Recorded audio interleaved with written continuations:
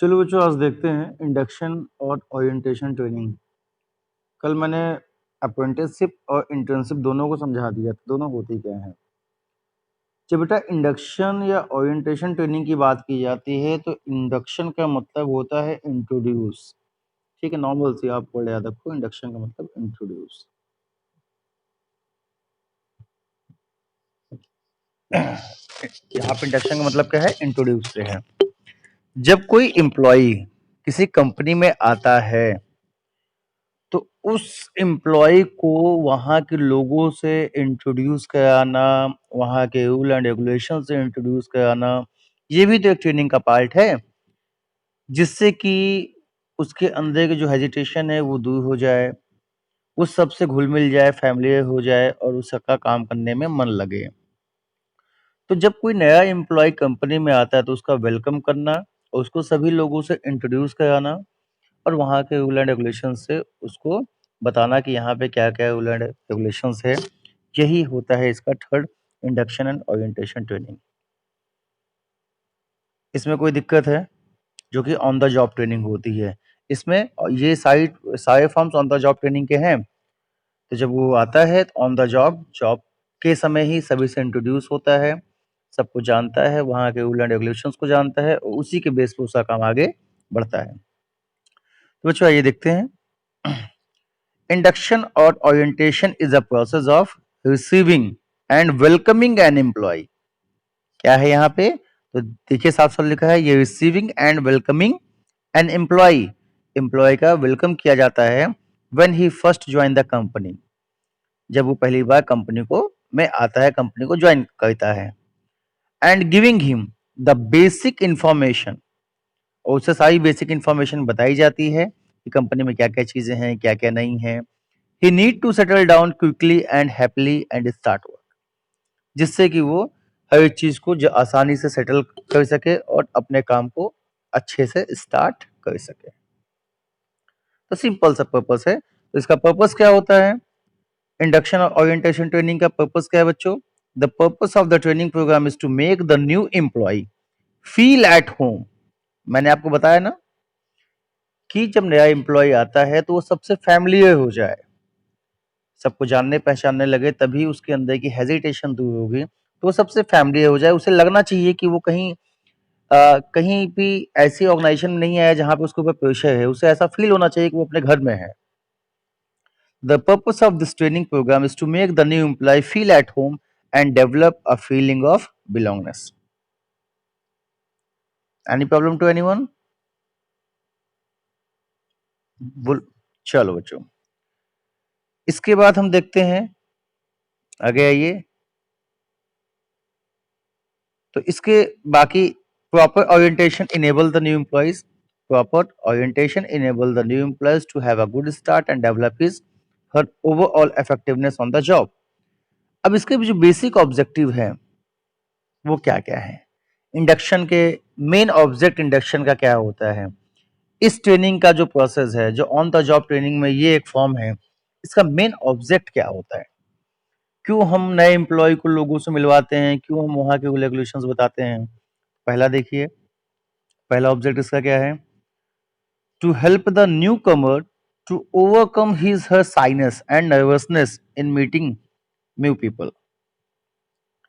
जब वो नए नए लोगों से मिलता है, भाई कोई भी इंसान जो नया आया है, जब वो नए नए लोगों से मिलता है तो उसकी नर्वसनेस दूर हो जाती है, उसका हेजिटेशन दूर हो जाता है।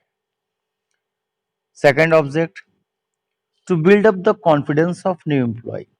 नए एम्प्लॉय का कॉन्फिडेंस बिल्डअप करने के लिए भी ये इंपॉर्टेंट होता है। जब वो सबसे मिलेगा, हर एक चीज को जानेगा, समझेगा, जानेगा ये सब फैमिलियर है, अब मुझे यहाँ कोई दिक्कत नहीं हो सकती है, तो बेटा उसके अंदर काम करने का कॉन्फिडेंस बिल्डअप होगा, उसके अंदर का कॉन्फिडेंस भी बिल्डअप होगा। Third, to develop a sense of belonging belongness and loyalty.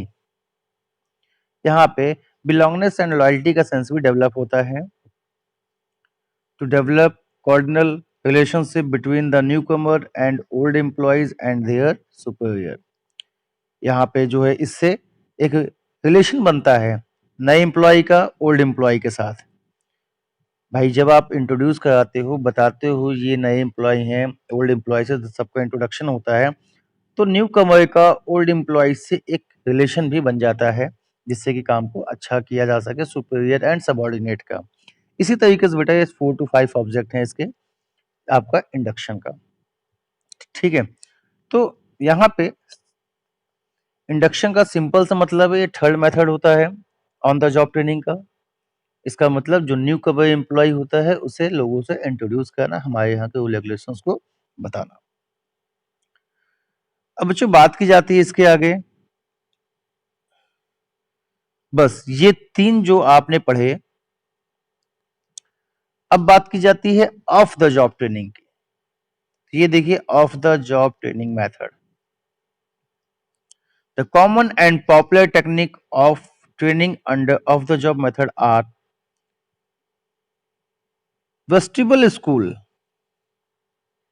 ये वेस्टिबल स्कूल क्या होता है? ये वेस्टिबल स्कूल का मतलब आपके ऑर्गेनाइजेशन का डुप्लीकेट मॉडल, आपके ऑर्गेनाइजेशन का डुप्लीकेट मॉडल, जैसा काम आपको लेना है उसी तरीके का एक डुप्लीकेट मॉडल आपने बना दिया, वहां पे आप अपने एम्प्लॉयज को, उस स्कूल में आप अपने एम्प्लॉयज को ट्रेनिंग देते हो। तो ये ऑफ द जॉब ट्रेनिंग होती है, मीन्स आप उसको मेन ऑर्गेनाइजेशन में ना लाके आप उसे अपनी ऑर्गेनाइजेशन के डुप्लीकेट मॉडल में भेजते हो कि यहाँ पे जो काम होना है मेन ऑर्गेनाइजेशन में, आप जाइए और वहां पे काम सीख के आइए।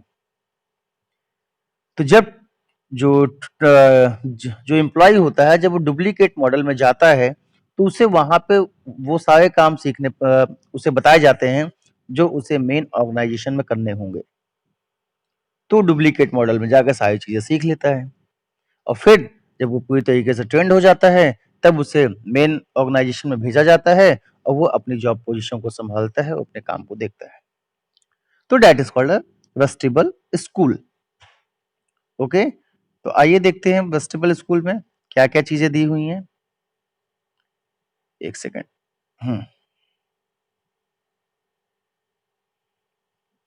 चलो बच्चों, vestibule school means duplicate model of organisation. Generally when the expensive and delicate machinery are involved, then employers avoid using on the job method of training। कहने का मतलब है कि जब मेन ऑर्गेनाइजेशन में आपकी एक्सपेंसिव मशीनरी है, मशीन यहाँ लिखा है एक्सपेंसिव एंड डेलिकेट मशीनरीज हैं, तो क्या होगा, ऑन द जॉब ट्रेनिंग दोगे अगर एम्प्लॉयज को तो मशीन खराब होने के चांसेस ज्यादा होंगे। तो जब आपके यहाँ एक्सपेंसिव मशीनरी होती है तो ज्यादातर employers on the job method को अवॉइड करते हैं। वो सोचते हैं पहले इनको इन्हें ऑफ द जॉब ट्रेनिंग दी जाए, जब ये पूरी तरीके से ट्रेंड हो जाएंगे तब हम इन्हें जॉब पे ले आएंगे।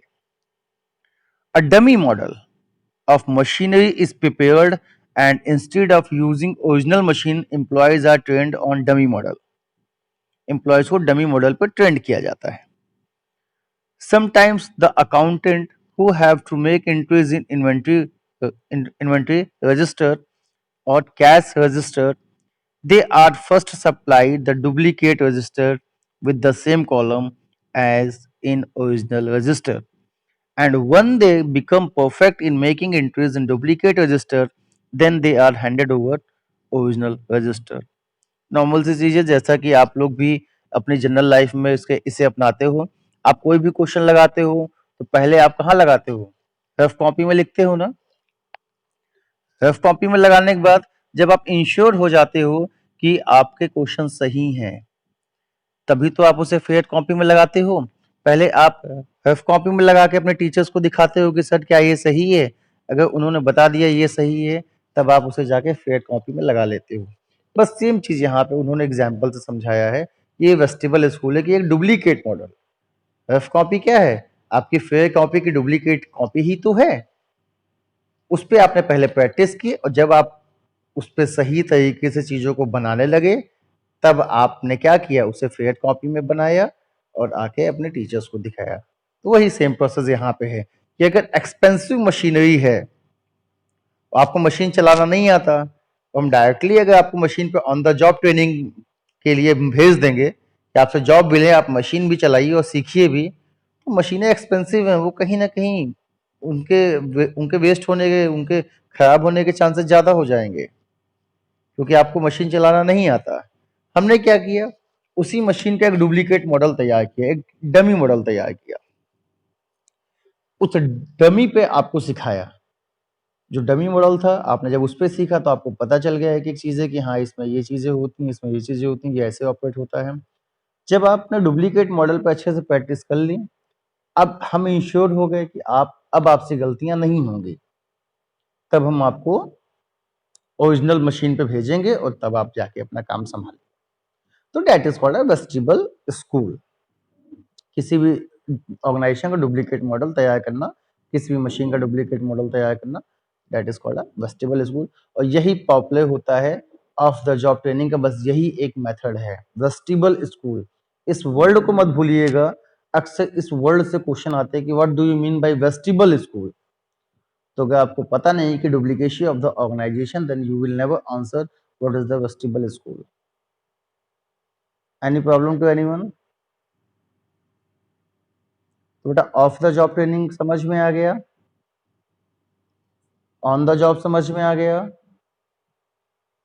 तो ऑन द जॉब ट्रेनिंग के कितने मेथड हैं? 3। कौन कौन से? एक अप्रेंटिसशिप, दूसरा इंटर्नशिप और तीसरा इंडक्शन।